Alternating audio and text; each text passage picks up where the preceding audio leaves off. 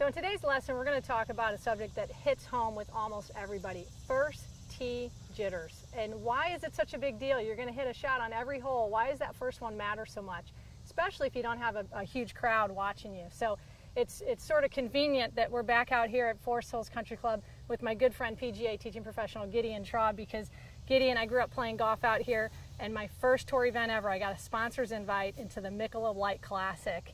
Excellent. And on that first tee, we switched up the course here, so we're teeing off of the normal number 10. Right. I'm teeing up a little 5-wood, and my caddy said, after I hit it, he said, I didn't think you were going to get that tee in the ground because my hand was shaking so bad. You know, right. That adrenaline was going. You know, good news is I birdied 2 of the first 3 holes, and then I kind of realized where I was. And that'll calm you down fell pretty apart quick. After I realized what I was doing. Yeah. But it's just so interesting how you can be that nervous. You know, there's a bit of a crowd watching me, but what's your advice for the average player to get through that and just to stay calm and you know, key it down? Yeah, you know, like you said, it's one of those things that we all face. You face it when you play in your event. The amateur faces it. The best players in the world face that first tee jitters. And, you know, I've always go back to, if you have a routine, if you have something that you can go to every time, you allow yourself to get kind of in that zone. You're now going through the motions rather than worrying about the entirety of what you're about to do. You know, teeing up on that first tee is, you just want to hit that first shot good and kind of get things going. So if you can get through that pre-shot routine,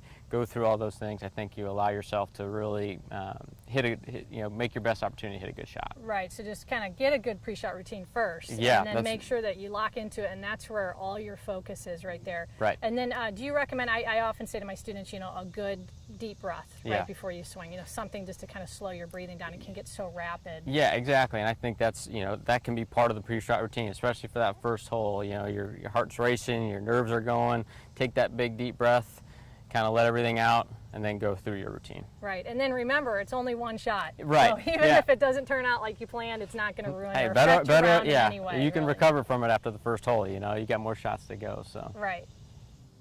Okay, so Gideon, some great advice there on how to key down and get a hold of yourself on that first tee and kind of ignore your environment. So if you could just walk us through your routine and kind of talk us through it as well, and show us what you do to kind of keep yourself calm. Yeah, really, like I said, we go through that pre-shot routine. We want to make sure that, one, we get behind the ball, pick out our target, understand kind of where our miss is, and really go through what we would normally do on any shot. And like you said, one of those nice things that we can do is take that deep breath, kind of let all the air out, and then focus on that next shot.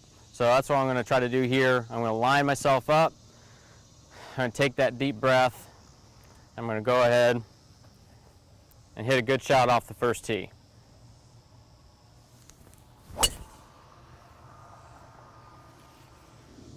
It's simple and it works. And I want to make a special thank you to Gideon Traub, PGA head professional at Forest Hills Country Club, for being with us today. You bet. Thanks, Maria. I really had a great time. I appreciate you coming out here to Forest Hills. We welcome you. Thank you so much. And remember, if you have an idea for a lesson, feel free to submit it in the Ask Maria section on mygolfinstructor.com.